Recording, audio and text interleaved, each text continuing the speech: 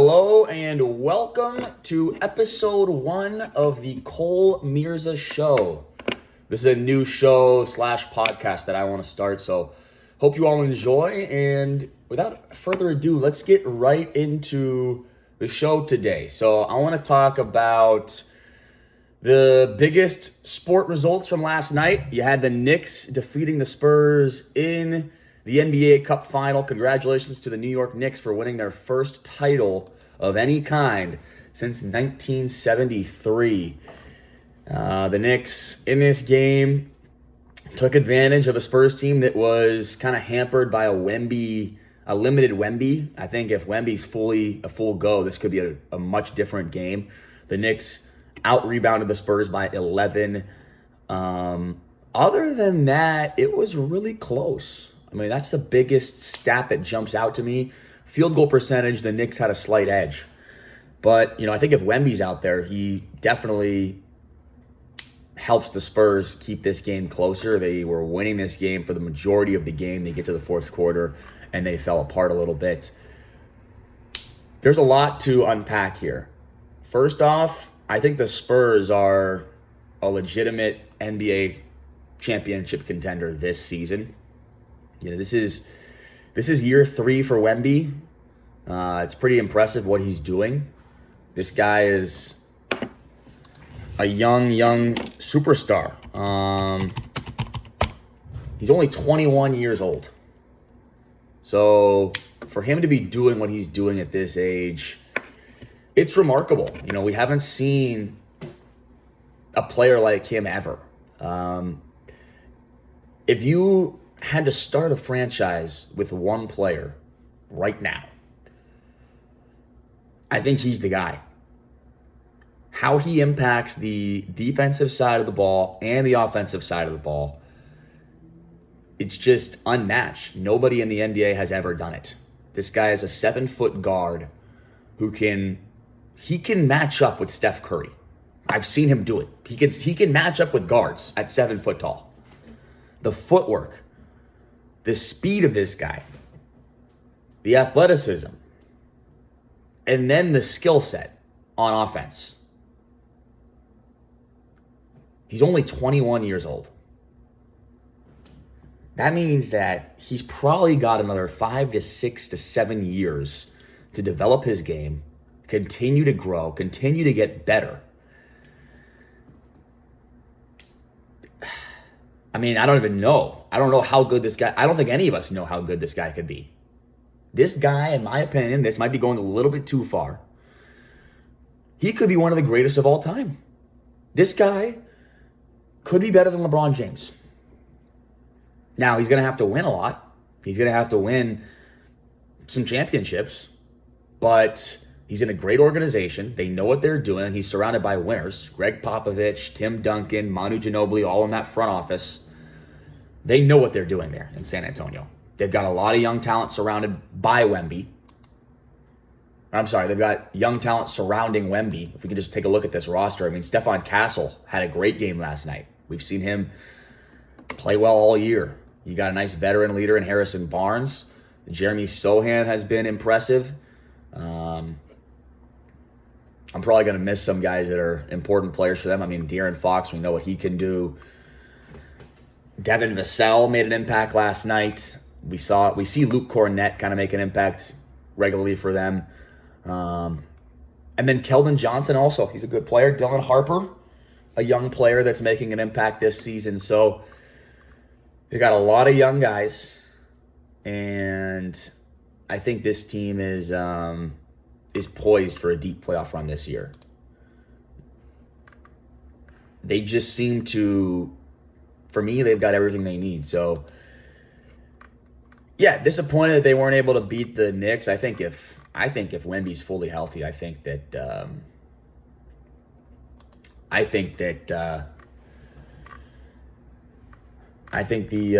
Spurs win that game.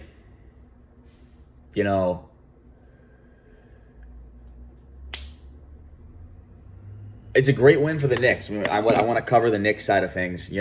These guys are also legitimate NBA title contenders, okay? And that's really a big deal for New York people. Basketball is a really big deal in New York, as I'm sure everybody watching this is aware. They've got a great team. They've got a lot of great players. They are definitely on their way. Last year we saw what they did. Last year they probably should have been in the NBA Finals. The reason why they weren't in the NBA Finals last year was because they blew that 20-point lead at home in Game 1 against the Pacers in the Eastern Conference Finals. If they win that game, I'm pretty confident that they would have been in the finals against the Thunder. Now, do I think they make it competitive against the Thunder? Not sure. They probably do, but I'm not sure. The Thunder are obviously a powerhouse, just steamrolling everybody. So I don't want to be too overconfident in the Knicks, but coming off of what happened last year, a really disappointing end. I mean, they've got just a stacked roster. Obviously, with the big four, I would call them: OG Anunoby, Mikal Bridges, Jalen Brunson, and Cat. And then around them, they've added some really good pieces. You see they added Jordan Clarkson. I love that as a depth piece off the bench. He can lead that second unit, can score a lot of points for them in that second unit. We know Deuce McBride can shoot that three ball, can also just shoot the ball flat out, period. You got Josh Hart, who does everything, can play defense, can shoot the ball. He just does everything, does a little bit of everything. He's a tough player. So I think that, with Mitchell Robinson and backing up Cat, as long as this team stays healthy, for me, they are the best team in the Eastern Conference. I know they're second place in the East right now. They've won 9 out of their last 10 games. And, I just don't know who's going to stop them. I'm just going to be honest. I don't know who in the East could stop the Knicks. Let's just bring up the Eastern Conference standings here to take a look. I mean, I like the Cavaliers and I like the Pistons. So those are probably the two teams for me that I think have a chance to stop the Knicks. Raptors, I think, are too young. This is too soon for them. But a couple of years in advance, or a couple of years from now, I think the Raptors are definitely in a good position to start contending for titles. The Celtics, just no Jason Tatum. I don't see them competing with the top teams this year. The Sixers, you just can't trust them. You just cannot trust them. They've got all the star power, but you cannot trust the 76ers. Excuse me. Sorry about that. Okay. As we continue. So the Magic, they are a very, very interesting young team. Those Wagners, Paulo Banchero, Suggs, they got a young team that's looking pretty good. But again, I don't think that they're ready to compete with the Knicks. For me, the three teams in the East are the Pistons, the Knicks, and the Cavs. I mean, we see what the Pistons are doing. They're 21-5. That's no joke. Cade Cunningham and company, they're doing things over there.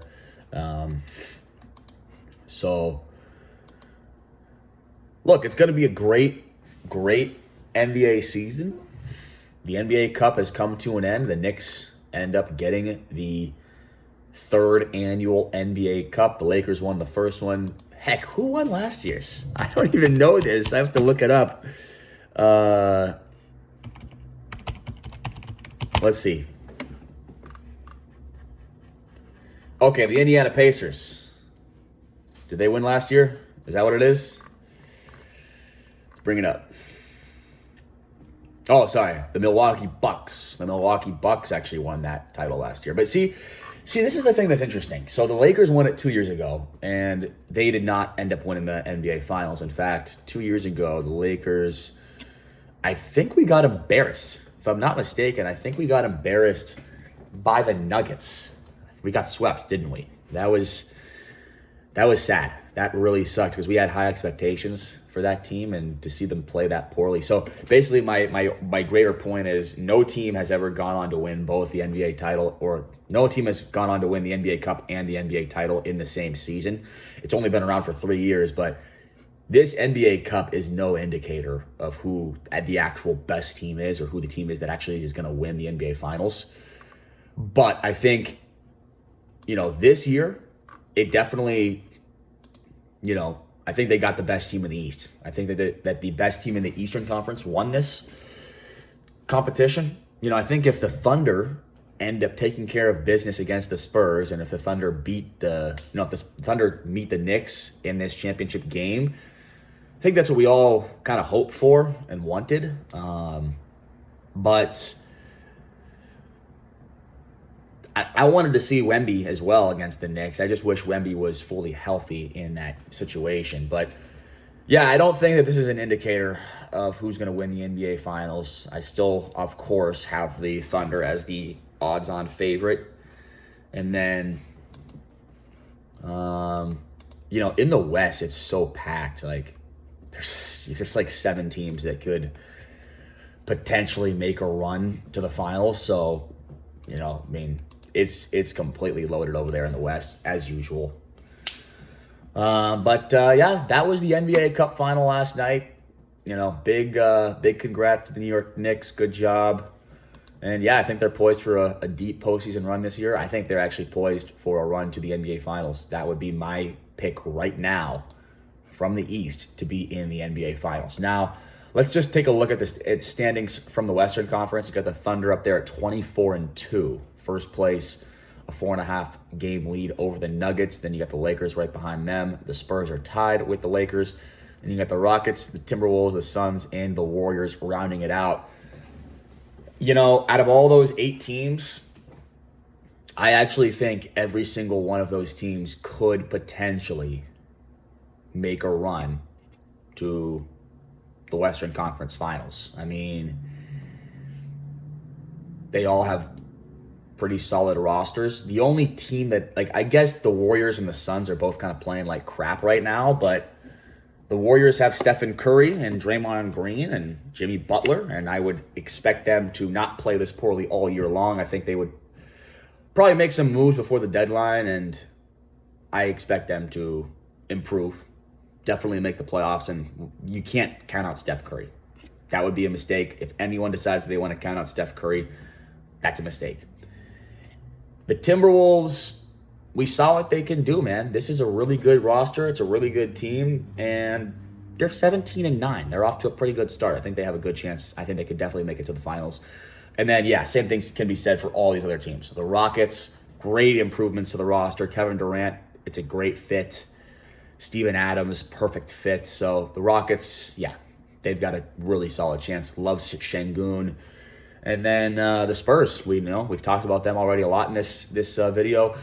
The Lakers, of course, we know that the Lakers, this might be LeBron's last chance.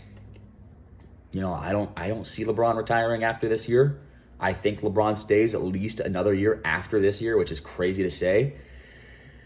But you don't want to waste these years, man. We've wasted so many years already of LeBron, and we got Luka, LeBron, and Austin Reeves all together. I would expect us to go out. I mean, DeAndre Ayton was a great addition for the Lakers, but I would expect them to go out and make some moves before the deadline as well, because this is a legitimate opportunity to win a title. And those don't just come around, every year. I mean, as Lakers fans, we do like to act like we're a title contender every year, but the truth is that that's just not possible. So this is a really big opportunity for us, and we need to take advantage.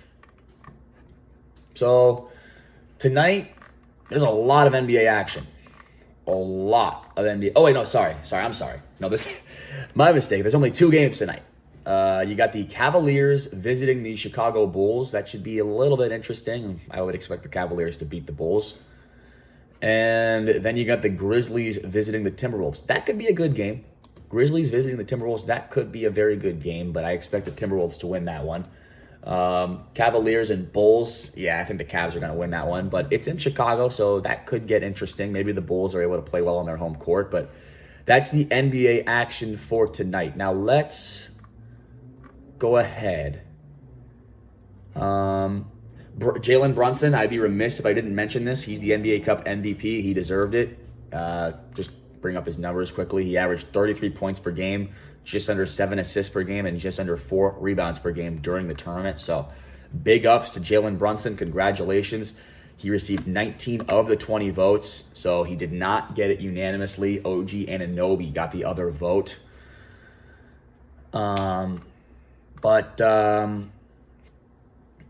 Yeah, great job to Jalen Brunson. The only guy who voted for OG Anunoby was Steve McGahee from News 9. Not sure who that guy is, but dang, if that guy just would have voted, for Jalen Brunson, it would have been a nice unanimous decision. But it's okay. It's all right. I don't think Jalen Brunson really cares that much. But that actually brings up another point. Do these teams care about the NBA Cup? And I've heard it said both ways. I think that they do. I think that they care about it. It's another game to win, and competitors, they want to win. The top competitors, they want to win. But it just feels very gimmicky, and no team that has won it in the past has gone on to even make a meaningful run at the title. Okay, the Bucks last year, no, they did not make a meaningful run. The Lakers 2 years ago did not. They got embarrassed and swept. So I guess the Knicks this year have a chance to disprove that, and they have a really good chance to disprove it because they're, as I've said, the best team in the Eastern Conference. But man, I'm not sure. I don't know how I feel about this NBA Cup. I think we need to see it for a longer period of time. I think as it continues to go on and continues to grow, I think it will gain more prestige. It's a very interesting thing to see. I'm not saying that it's a failure and that it will never be successful. In fact, it probably is very successful already in terms of viewership. But I want these guys to really care about it. I want it to be like if they lose it, it really hurts them.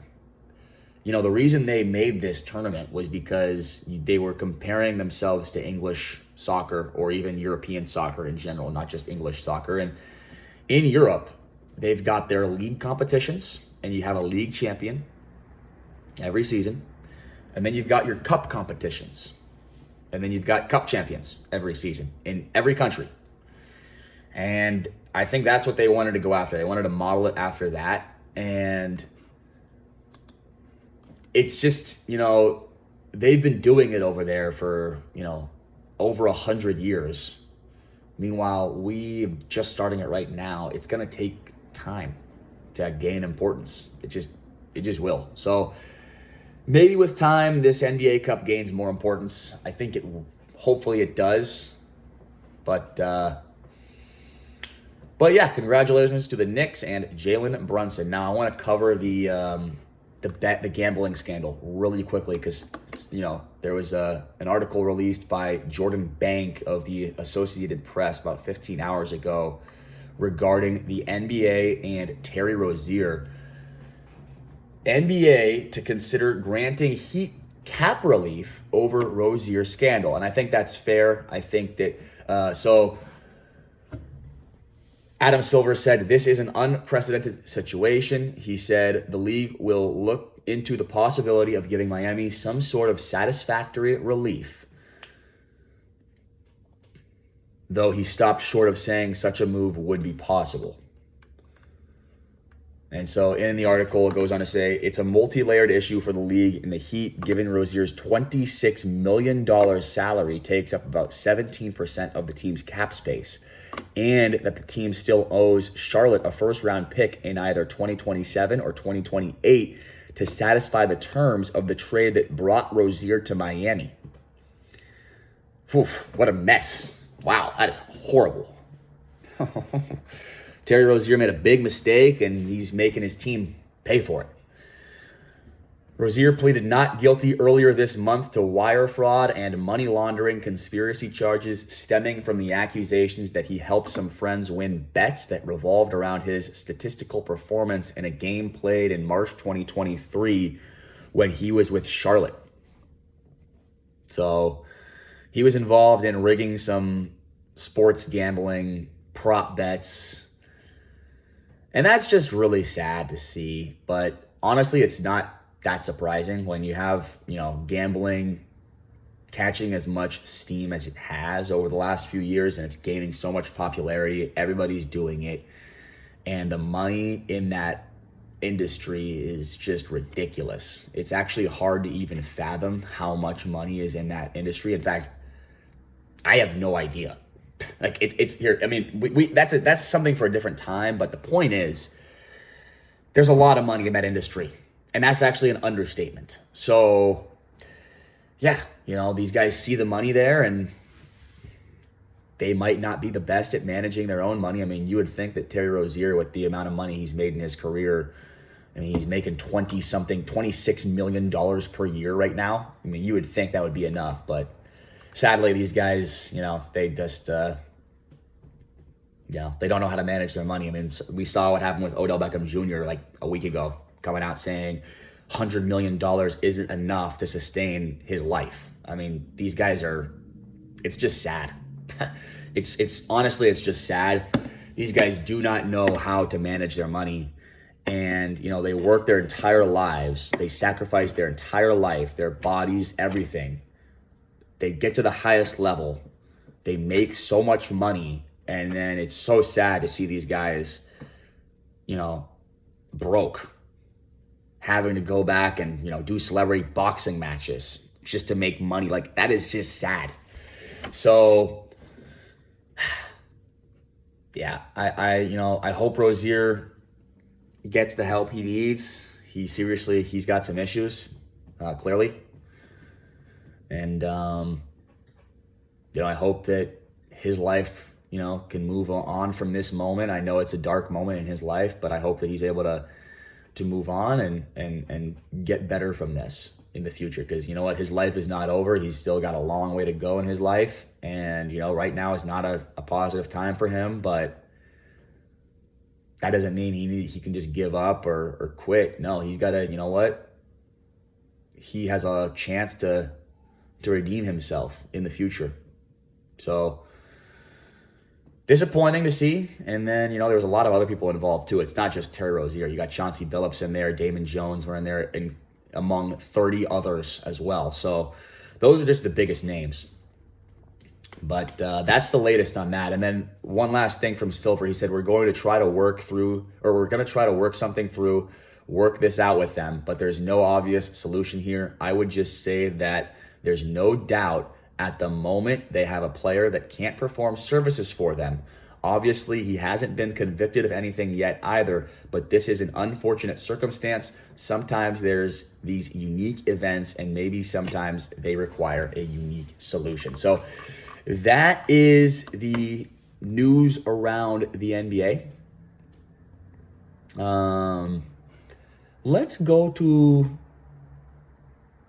Let's take a look at the NHL. Why not? Really quickly here. So last night, the Canucks beat the Rangers 3-0. That's, nothing different there. The Rangers have been horrible at home, which it doesn't really make much sense to me because they've been pretty good on the road. And, they had high expectations coming into this year.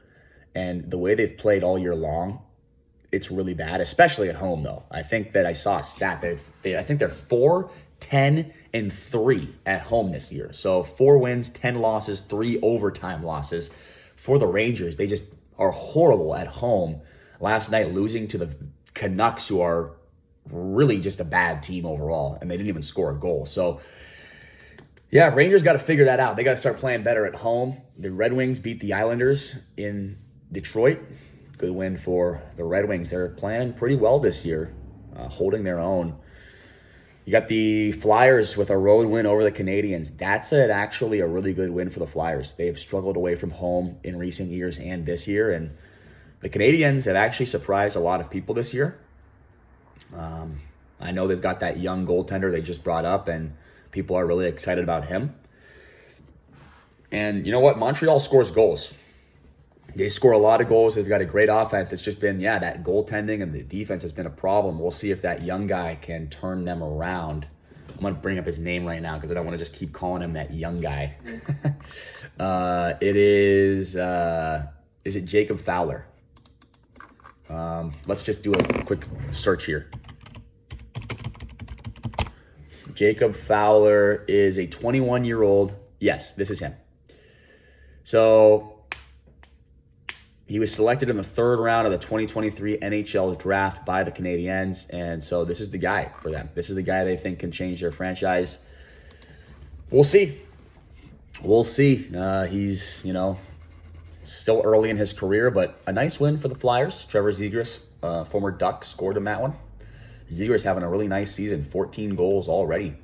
And he's probably got a heck of a lot more assists as well in there.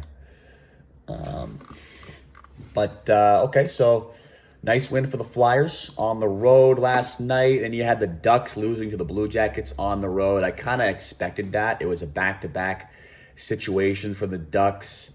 And they actually fought really hard, but they were not able to come out on top. They took the game to overtime, so good job on the Ducks for getting that extra point. But yeah, the Blue Jackets, they took advantage of a team that just didn't have any rest. And also the Ducks on the road in general this season and dating back to previous years have been pretty bad. Now this year it's been better, but it's been inconsistent. And so, as long as they keep winning games at home, it'll be fine. I mean, the Ducks are off to a rip-roaring start this year. It's really awesome to see the Ducks do that. I'm a native of Orange County, so you got to support the hometown teams. We don't have much in terms of sports, in terms of professional sports in Orange County. So, we got the Ducks and we got the Angels. And we know that the Angels are a laughingstock and a joke. And at least the Ducks can actually compete and win some games. So, got to support the Ducks if you're in Orange County. It's a very exciting young group of players that are poised for a deep postseason run this year and for years to come. This team's going to win a Stanley Cup in the next 5 years. Heck, maybe even the next 3 or 4 years. The Ducks could win a Stanley Cup. In fact, who knows? Even this year, the Ducks could win a Stanley Cup. That's how the NHL playoffs work. Any team, you know what? You get in, you got a shot. And so the Ducks just got to make the playoffs. And, they haven't made the playoffs in quite a while. I don't know off the top of my head when the last time the Ducks made the playoffs was. Let's see. So the last time they made it was 2017, 2018. So we're now in 2025. That's a long time ago. It's a long time ago. But I think they're definitely going to do it this year. I mean, they're off to such a great start. They've already won 20 games. And they're competing hard. They've got young talent across the board. If you're a Ducks fan, you don't need me to tell you this, but, Beckett Seneca, the guy we just drafted this year, he is remarkable. You got Troy Terry, who's been here for a long time. Great player. Leo Carlson, we drafted him last year, already a beast. There's so much talent on this team. It's just ridiculous. The great move to bring in Chris Kreider. Jacob Trouba has been a nice addition. I'm probably forgetting a bunch of names here, so now I want to bring up the Ducks roster because I want to do them service. Obviously, Lukas Dostal has been a great goaltender for us. He's been dealing with injury, so Ville Husso has stepped in and played a really, really good backup goaltender for us. Mason McTavish, huge player for us. Cutter Gauthier. I mean, all these young guys. Jackson Lacombe, Zellweger, Vetrano. I mean, this whole team, we love Gudis up there, but the whole team is awesome. It's really fun to watch. And I'm excited. I'm excited for this team. This team scores a lot of goals. They just got to get that D zone a little bit better. I was talking to a friend of mine who's, a big hockey fan, and he told me he thinks the Ducks have a shot to win the Stanley Cup this year if they can fix that D zone a little bit. I mean, they're scoring almost 3.5 goals per game. That's second in the NHL, but they're allowing 3.3 goals per game. That's 24th. So the Ducks got to clean up defensively, but offensively, they're one of the best in the world already. So it's really cool to see for them. Boston Bruins picked up a 4-1 victory over the Utah Mammoth at home. That was expected. Boston have actually started to play really good hockey recently, especially at home. And, they're surprising a lot of people. They were supposed to be one of the worst teams, just like the Ducks. And both of those two teams have come out and, surpassed expectations by quite a wide margin. So good job to the Bruins. It's interesting with them. I actually want to pull up their roster. They're 20-14 now. there's no Brad Marchand, obviously. He got traded away. You got Victor Arvidsson, quality player. But you look up and down this roster, there really isn't that much quality. Charlie McAvoy you like, Hampus Lindholm you like. Of course, Pasternak. But I like Swayman. I like Jeremy Swayman. Korpisalo, not as much. But I don't know if they're going to be able to continue this. They're playing really well right now. I don't know if they're going to be able to keep that up all year, but I would certainly have to commend them for the start they've had to this season. In fact, they were losing yesterday 1-0, ended up scoring 4 in a row to win the game. So, yeah, this team is I think they're a really good team. They're in a great hockey city over there in Boston. There's going to be a lot of belief over there in Boston, and just got to, kind of give them props. Surprising to see how well they've played this year. And then Chicago lost to the Toronto Maple Leafs last night on the road. Man, Toronto, they've surprised everybody with how bad they've played all year long. I mean, they're 15-12-5. The Blackhawks have actually kind of surprised everybody with how well they've played all year. And the Blackhawks led this game 2-0 after 2 first-period goals, but could not hold on as the Maple Leafs would score 3 times in the third period. They would score twice in the final 4 minutes. Wow. So the Blackhawks had this game and kind of just let it slip through their fingers. Austin Matthews had an assist and a goal. He got the first star of the night. So congratulations to your boy Austin Matthews. Toronto, they have underperformed badly. And I know they dealt with injuries earlier in the season, but they've got all those guys back healthy. They are playing better. They're 6-4 their last 10, or 6-2 their last 10. That's even better than 6-4. So those 2 overtime losses getting them some extra points. They have lost 3 out of their last 4 games. 2 of those were in overtime, and 2 of those were actually at home as well. So it's a little bit concerning. But they've been playing a lot better, and everybody certainly expects to see the Maple Leafs in the playoffs. Right now, though, they've got a lot of work to do. So we'll see what happens there. The Penguins lost to the Oilers 6-4, and that was a sad result to see. The Penguins, they started off the year so well, and I think it gave a lot of Penguin fans a lot of false hope. Coming into this year, they were expected to be one of the worst teams. And, this is the last year that Sidney, Gino, and Chris Letang are all going to play together, of course, because Evgeny Malkin, Gino, he's going to retire at the end of this year. So, what a legendary trio, first of all. In fact, they're the greatest trio in North American sports across the board. NFL, NBA, MLB, NHL. This is the best trio in North American sports in the last 20 years, and it actually might be ever. It might be the best trio ever. If you have a better trio of guys that won more titles, that played together for a longer period of time, bring it up. Because these guys, I don't have the numbers in front of me, but they won 3 Stanley Cups. I believe they went to 4 Stanley Cups, and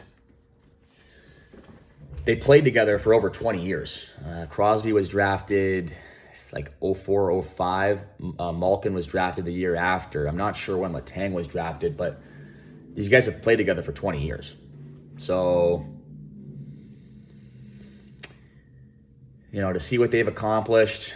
Obviously, Sidney Crosby is one of the greatest players of all time to ever do it. Malkin, another great, all-time great Hall of Famer. I think they're all 3 Hall of Famers, honestly. But,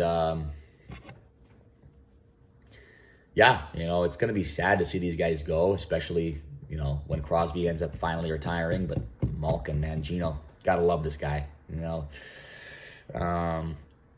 Just a tough son of a gun, Evgeny Malkin was. Such a big, bruising winger. And, I just want to say thank you to him And, Crosby and Letang, for everything that they did for the city of Pittsburgh over the last 20 years, it did not go unnoticed, and it was truly special what they did. But anyways, back to the game last night. They lost 6-4 to the Oilers. Disappointing. I mean, the goaltending for the Penguins has been pretty bad all year. I believe they made a trade yesterday to bring in Stuart Skinner for Tristan Jarry. So if you were actually paying attention yesterday to the NHL, you probably saw that these two guys were wearing their old masks, because did this trade happen yesterday? Before the game, right? So, it was days after the trade. So they traded just 5 days ago. And they didn't get new helmets, I guess, in those 5 days, which is, honestly, that's kind of surprising to me. Like, how do you not get a new helmet when you're when you're worth like $1 billion in terms of a franchise? You can't get your goaltender a new helmet in 5 days. They both Stuart Skinner wore his goaltender's mask, I should say, not helmet, his mask. He wore his mask from when he used to play for the Oilers. And then Jarry wore his mask from when he used to play for the Penguins. And it was just funny to see these two guys face off against each other, wearing their old masks from their old teams. So that was interesting. Now on to the game. Stuart Skinner played horrible. My God, 22 saves, 5 goals allowed. I'm sorry, 17 saves. He only faced 22 shots, and he gave up 5 goals. I mean, that's just not good. Now, I know that the Penguins' defense is probably, it's not good either. So, I want to be fair to Stuart Skinner. But he only faced 22 shots. So it's not like he's facing 40 shots. He faced 22, and he gave up 5 goals. That tells me he had a bad night. Tristan Jarry actually did okay. He didn't even have a great night. I mean, neither one of these guys did amazing. But the Penguins, it just feels like they're destined to be one of the worst teams in the NHL this year, and that's fine. They're in the middle of a rebuild. It would have been nice to see these guys go one last run in the playoffs. Crosby, Letang, and Malkin all together. I wish that would have happened, especially after missing the playoffs each of the last 2 years. And I think that's why this team came out so hot and so ready to go this year, was they wanted to go one last ride with each other.